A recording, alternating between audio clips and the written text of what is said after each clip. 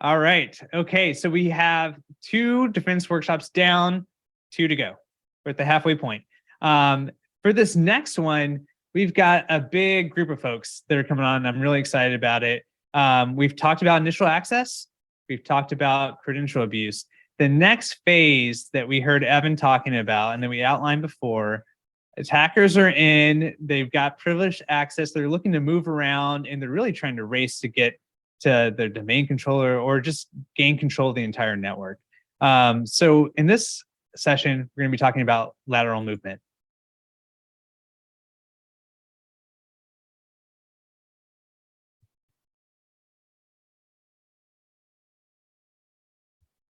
All right, Bobby, so good to see you, sir. Hey, Jonathan, how you doing, sir? I'm doing very well. This is Bobby Guerrera. He is CEO of Axiom, and Bobby is based down sort of near Josh, I believe. You're down in Florida. Yep, Jacksonville, Florida. Very nice. Yeah, don't let Josh fool you. He has a lot of paraphernalia, but he is a Tampa Bay fan, which me being around in Boston, I kind of take issue with, but that's okay. Jim is going to be joining us on the calls and is an ardent Tampa fan as well. Yes. Well, there you go. Absolutely. Oh man, I hear him in the green room saying yes, absolutely. He's talking smack already. Okay, great. Perfect. Cynthia's in South Florida too. That's great. Got a lot of Florida folks. So Bobby, thank you so much for taking time out of your day. Just before we dive into things, maybe we can set up the context here. You and I ran into each other at Ride of Boom, which is a great security conference that was back in February, I believe. And you were kind enough to come over and chat with me, and you mentioned, hey, you guys are doing some interesting stuff with Sysmon, and a lot of the content at Ride of Boom was focused on, we're looking at MITRE, we're looking at the attack defense matrix, we're looking at all these things and trying to figure out how can we map attack behaviors to security controls. And that's when you mentioned that you and your team had been testing out what you could do with Ninja and Sysmon. It sounded really interesting. You're kind enough to offer to come on and talk about it. So that's what you're doing here. I'm really excited about it. Thank you so much. Yeah, pleasure. We basically kind of created an Oreo. There were some ideas from various other people, and we just kind of figured out how to sandwich it together and come up kind of with a unique solution that's extremely simple and anyone can do it. It doesn't take really rocket science, and we're really going to try to be transparent. So please ask questions because we want to answer them, because I feel like everyone should be doing this because it's just so easy to do. And Ninja provides a lot of easy ways to accomplish this. So, that's why I started talking to you about it. I appreciate you allowing us the opportunity to share. Oh, no, absolutely. And I mean, you've really, from the get-go have said, you just want to help out the community. You want to be transparent. It's fantastic. You guys are going to be sharing a lot of what you're talking about, including scripts and everything too. So everyone in the audience, you got some good stuff coming. But before we dive in, let's bring it back into the context of today's session. So lateral movement. We've gone past the phase where there is an attacker that's gained initial access. They've gained a foothold. Now, what are the types of activities that they're doing? The other thing that you and I have kind of bonded over is looking at all these DFIR reports, all those posts that I talked about at the very beginning of the day that I'll drop a link into the chat for here for those who missed that session. The DFIR reports, for me, what I love about them is they go through in a very kind of pragmatic, very standardized way. They break down attacks into stages. They highlight the tactics and techniques, and then they always are good about offering some mitigation steps. But, I think when you and I were talking about it, when you came across these guys and their reports, for you, this really kind of hit a light bulb. This is a great source of threat intel because as a defender, you've got monitoring, you've got these tools that you're utilizing, but the missing piece is, well, what exactly should we be monitoring for? Right. Yeah, I just didn't know what their playbook was. So I started trying to search to try to find something. And then I stumbled across DFIR. I just refer to it as I don't know if that's the right or the wrong way, but you're probably right. I have no idea. Yeah. But I've always just, been thinking that it would be great if we had a way to know what their typical playbook was. And then I stumbled across that website a few years ago and started looking at it. And I was like, man, there would be just really, it would be great if we're able to take, when they're doing their recon phase, they're running pretty much the same commands. And if you can go through and look at every different incident they have, almost all of them are using some or sort of the same commands for them to reconnaissance and look around. And I was thinking to myself, is there a way for us to see that? And then it just notifies. Which is after battle, right? So, I mean, obviously there's tooling, right? There's sims, there's also your EDR and MDR and everything. But I think what was really cool about what you're saying is, you took it upon yourself to say, hey, what can we do with the tools we already have? Right. And now that you've got some of these playbooks, why not be monitoring for them? Why not set those early alerts? Because as we've been talking, the drum that we've been beating all day is in a lot of these cases, it really does matter when you're able to detect something. You want to be able to get the early warning before it becomes a major issue. Let's be honest, it's not going to be if, it's just when. Every MSP on this call is going to have some type of an incident of some sort. And what that level is obviously going to vary, but you've got to lay the arrogance aside and just accept that it's going to happen. And you need to start laying those foundations. When Charlie jumps the fence and they're behind enemy lines, like, what are you going to do to try to detect it? And it doesn't always, like you said, have to be some kind of dollar cost that you're going to throw at it. Could we utilize tools that are free? And Sysmon doesn't cost anything. And then you're already paying for Ninja. So how could we maybe sandwich the two together and make this, like I said, beautiful Oreo that that is going to hopefully provide some better insight at no cost? Yeah, absolutely. I mean, another aspect of this too is, AV alerts, even EDR alerts, when they block something, one approach is to say, okay, well, it's done, right? But I think that this, it seems like the work that you've gone into identifying, setting up the logging, and we're working with Sysmon, you're able to really have an additional layer of you're really covering yourself. Okay, like, yeah, maybe an alert flag, maybe something got blocked. What else is going on in that machine? There's those telltale signs that we could be actively looking for. Well, great. Well, I understand that you've got a couple members of your team. You got Jim and you got Cody. Yes. And you guys are going to walk through basically what you've built. Yeah. So Cody is kind of our ninja guru, and he kind of helped work in collaboration with Jim. Jim is our most senior engineer to build this scenario where we start leveraging Sysmon, and we'll talk a little bit more detail in just a second about Sysmon. And so Jim's having some camera issues, so he'll just be doing voice, if that's okay, Jonathan. Absolutely. But he, what he brought to the table was the tuning and looking at the real-time analysis as far as in how we're getting those tickets coming into our system. That's being pushed through Ninja. And so what we kind of wanted to do is go through the evolution of how we did it. Again, like I said, we're kind of standing on the shoulders of others that have already done this. It's not like we just invented this thing from scratch. Sysmon's been around since 2014. And then Black Hills wrote a great article about how you could use it. And then later on, I stumbled across the DFIR reports. And then I was thinking, well, could we maybe put the two together and start getting some pretty good awesomeness out of it? And that's kind of how this evolved into what it is today for us and how we're using it. And it just provides at no cost, just great insight that if you get an alert, right, something's coming in your AV, and then you see those alert tickets start coming in as they're doing reconnaissance, you're like, okay, this is real. This is going on, and we need to do something, either for us or one of our clients. I don't want to jump ahead too much and steal your thunder, but I really love the names that you've used for classifying your types of alerts. It's great. Yeah.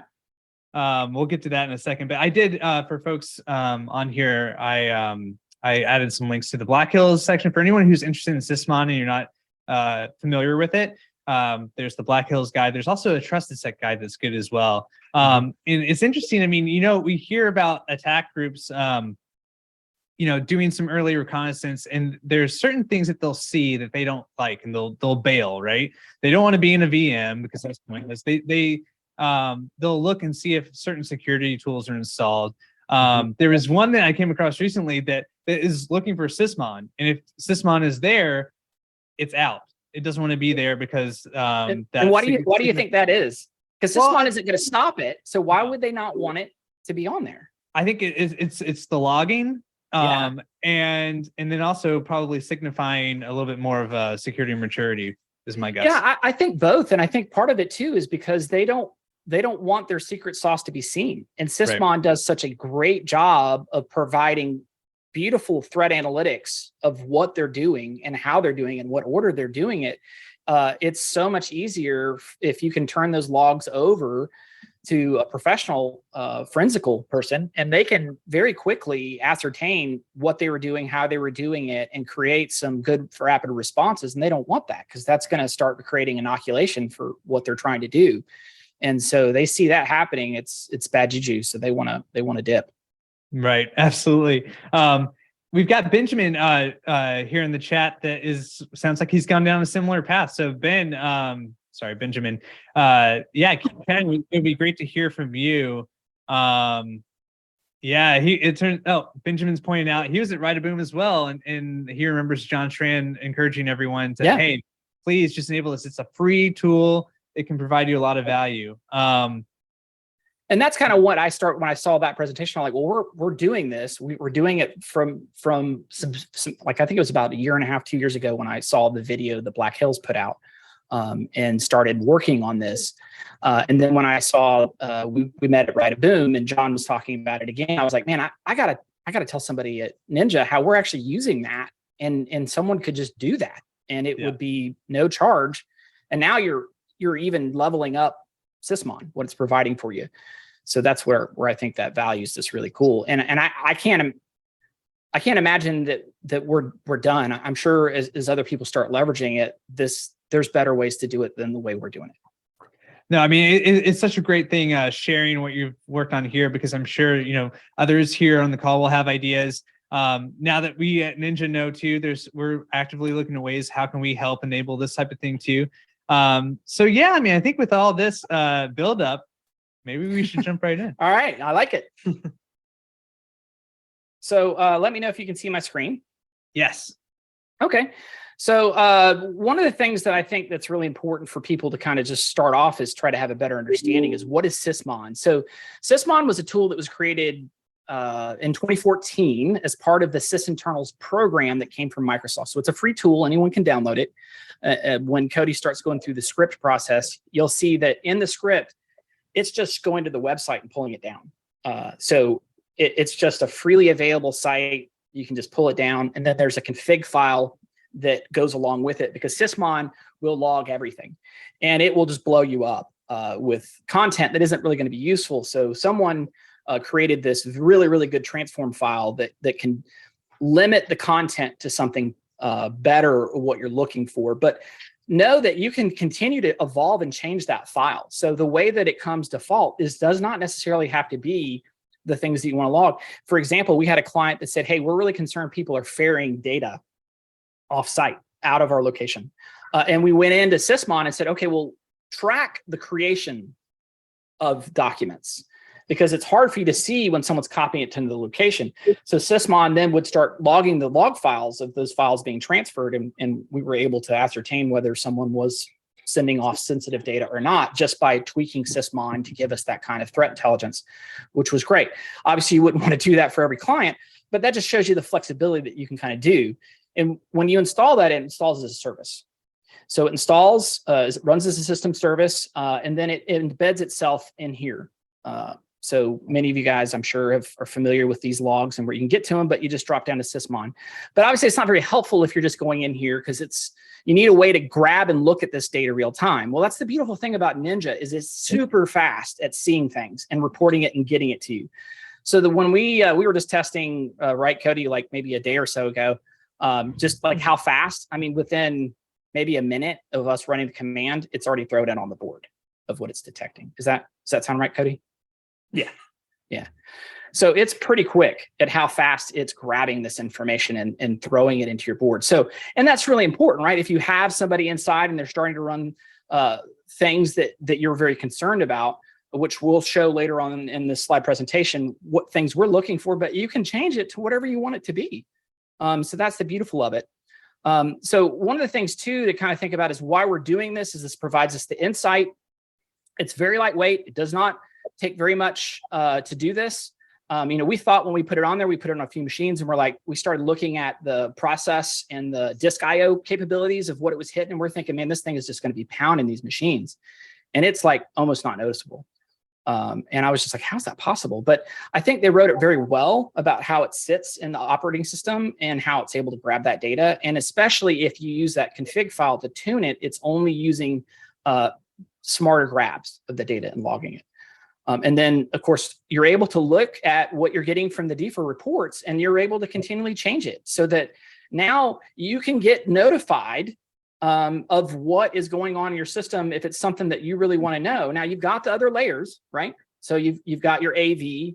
You might have something like Huntress that's sitting looking for those types of things. But having that additional information really starts to make sure that you feel confident that something's going on, right? Maybe you might have some weird shenanigans being notified by Sentinel-1, then you see something come in from Huntress, and then you see 2 tickets drop on your board because they're doing recon, then you know it's game on. And then as well as, because Ninja is really cool with its configurability, you can split things out into different boards, right? So you don't have to put all of your eggs in that basket. You may have some stuff you just want to log, and then you have some other stuff perhaps that you want to go straight to your help desk and immediately start responding on, which is how we did ours. So Cody, can you take it from here, bud? I'll just tell me when to move next. Yeah, so here's the actual script itself to install Sysmon, and you can see that the URL that it's pulling it from is just straight from Microsoft from sysinternals there. And then it is pulling the Swift on Security XML file down below. So that's kind of how we're getting the information that we need and like correlating them with the event IDs, I guess. And what's nice is we also automated this push so that as machines join, they're automatically getting this. Yeah, on the next slide, it'll show like we have it set to run once immediately on install of Ninja. So it's just pushing that script, and we applied that at our very top level policy. There's a bunch of different ways to kind of cut things up in Ninja, if you will. And what we did is we used the Windows Workstation, Windows Server policies, like just the out of the box ones as our like our parent policies. They're at the very top level of all of our client specific policies. So anything that gets Ninja installed is going to get Sysmon. And then if we go further, this is just showing the actual policy itself that we applied that to. That's the top policy. Yeah. And we did the same thing for the server as well, but it would be kind of redundant. Correct. Both. Yeah. Exactly. And then these are the actual conditions that we have set at that policy. And I think this is what he's referring to. Sus. Yep. We like to play what is it, Among Us? Among Us. So, these are sus commands or someone being suspicious. And we've split it into just the suspicious commands that are going to go to one board that we have just for more logging and we look at on a daily basis. And then the other, which is like, it's going straight to help desk for us. Yeah. And then you can. And then this is the not installed alert that we have. So even though we're automating that push, it's very possible that, something might happen on one of those machines where it doesn't install properly or at all. So we have this alert set up just to make sure that anything that doesn't have it is generating a ticket. Jim, how often are you seeing that you're having to kind of clean up and catch those? What would you say the percentage of accuracy of the auto installation is? It's about 95%. It's doing a great job. There's a couple that, if it's an older version of PowerShell or an older computer, it doesn't quite work out. But other than that, there's not much to it. It is very accurate in what it does. Great. Good.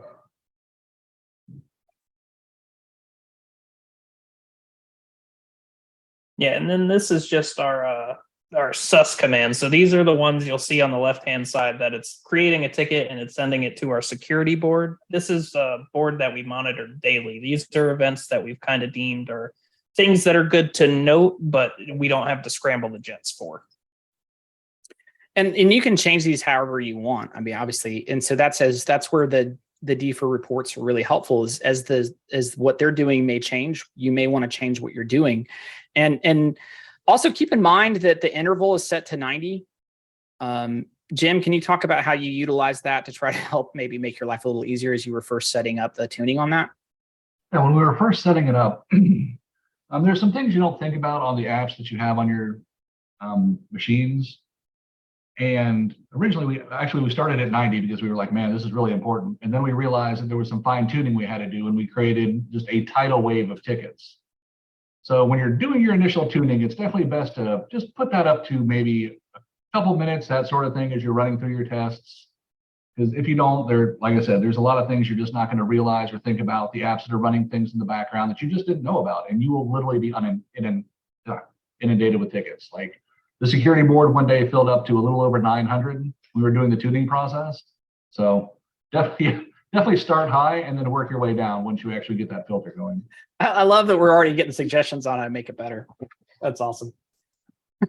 They're like, hey, you could do this, you could do it this. And that's really the beauty of it, right? As you start sharing this kind of information, people are like, well, you could probably tweak it there, or you could do this. I mean, how cool is this if everybody that had Ninja was using this and had that kind of visibility? What kind of insight could we have, and what potential threats could we stop for our clients? Also, it's something to kind of note too, that this interval can also fight against you, that it's only, someone might run 3 or 4 different commands that are in this list, but if you don't have a separate list, that's going to be silenced for 90 seconds. So that's important to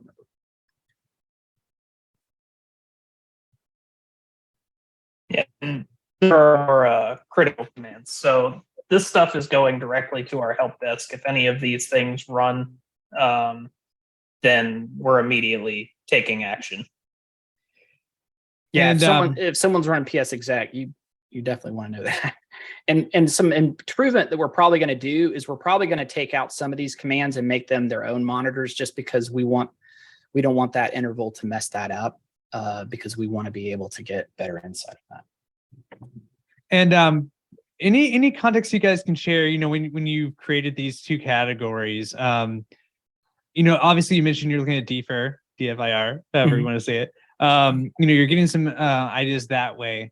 But anything else you could tell us in terms of how you chose these and why you categorized them the way that you did?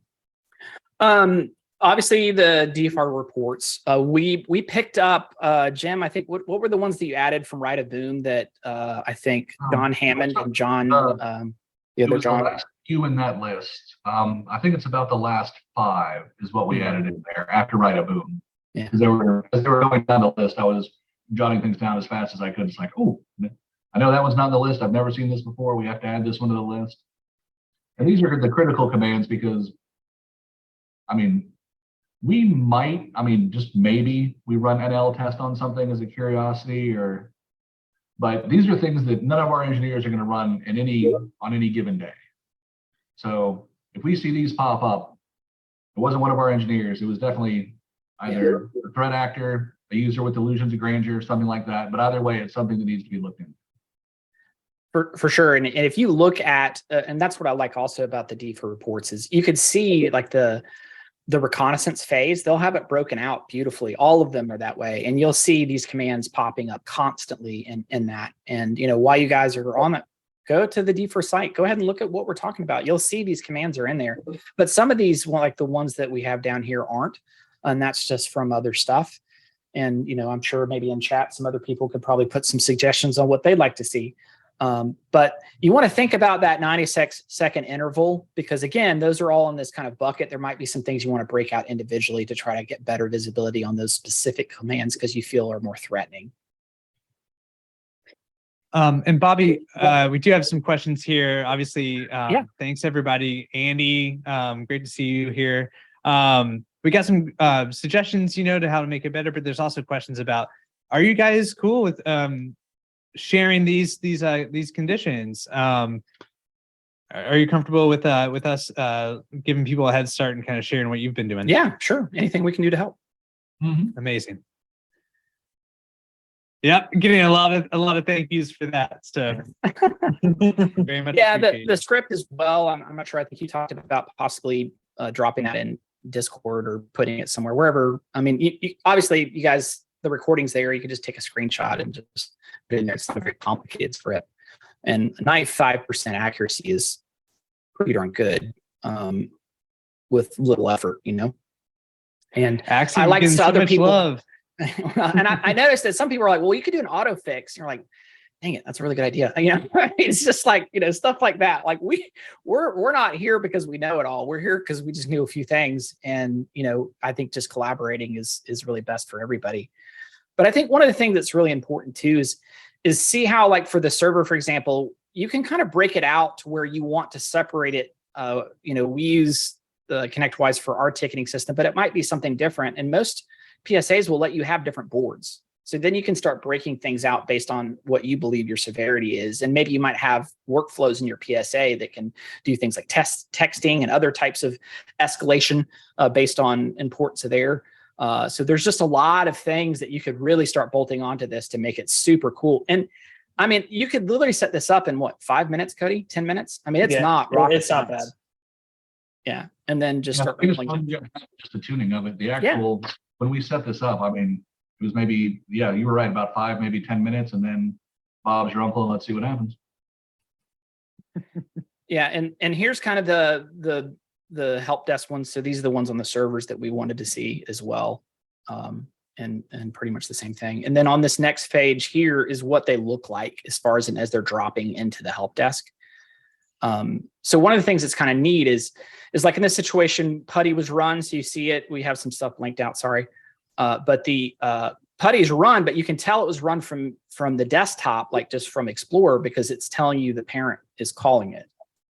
But if they were executing it from command line, it would tell you that here. So there's just a lot of great insight that Sysmon's going to tell you in the logs, and it throws that in the ticket. So you can pretty quickly see, you know, where this is coming from, and it can give you some better, quicker intelligence about whether you feel like this is actionable or not. So Bobby, that's all the slides we have. Oh, well, hey, look at that. You nailed the timing too. So I do see the comments, everybody, about the screen being blurry. We've gotten pretty laggy here, I think. But the good news here is that the recording, when we have that, it's going to be a better quality. Also, we can I'll actually go to the trouble of seeing if I can grab some screenshots for you. And maybe we can ask Bobby for some help there too. But we'll make sure that you guys get all that. Bobby, before you guys take off, is there anything else that you kind of wanted to end on, or anything else you wanted to share? Well, I think if you start leveraging and start looking at trying to move things out of your environment that are easier paths for lateral movement. I just saw an article on LinkedIn from MVP that was talking about how just trying to get Active Directory out of your environment, if possible, is a good call. Doing things like endpoint management and making devices join, you know, those types of situations, it makes it much harder for threat actors to move laterally in those environments because they can't Kerberos things. They can't do some of those things that they just can do so easily. Now, obviously, not every environment you can do that in. But, you know, with our clients, like 70% of our clients don't have servers, you know. So, and a large majority of our clients are using Endpoint Manager. So if they hop on and get access to the box, their lateral movement is much more reduced because they don't have some of those techniques they're used to being able to do. So right now, I think from an Endpoint Manager perspective, it's still a little bit weird and foreign to threat actors. I mean, there's some things happening in that front, but it's still relatively new, and the design of it also has some interesting security. And then you layer on this kind of stuff as they're trying to move laterally as well. I think that just starts cutting out their legs and starts providing some better protection just by your posture and how you're operating. And those are things that I think as MSPs, a lot of us just aren't capitalizing on because a lot of our clients are using Business Premium and it's included, but we're not leveraging it.